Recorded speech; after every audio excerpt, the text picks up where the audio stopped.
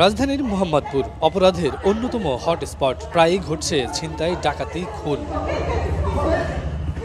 ধরা পড়েছে মোহাম্মদপুর এলাকার 4 ডাকাত, যারা আইন শৃঙ্খলা বাহিনীর সদস্য সেজে সড়ক মহাসড়কে ডাকাতি করত।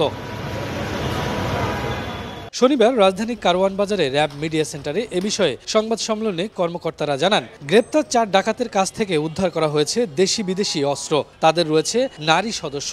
ডাকাত দলের সর্দার, তার কোমর থেকে আমরা বিদেশি আগ্নেয়াস্ত্র পিস্তল .22 বোরের পিস্তল 5 রাউন্ড অ্যামো সহ সেটা বের করে আমাদের দেয়।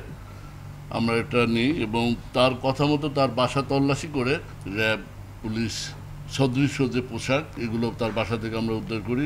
মোহাম্মদপুরেই কেন এত অপরাধ? এমন প্রশ্নে র্যাব বলছে, সন্ত্রাসীদের লালন পালন করতেন আওয়ামী লীগের সাবেক কাউন্সিলররা। 5 আগস্টের পর আত্মগোপনে চলে গেলেও অপরাধীদের পৃষ্ঠপোষকতা দিয়ে যাচ্ছেন তারা। তাই বেপরোয়া হয়ে উঠেছে সন্ত্রাসীরা।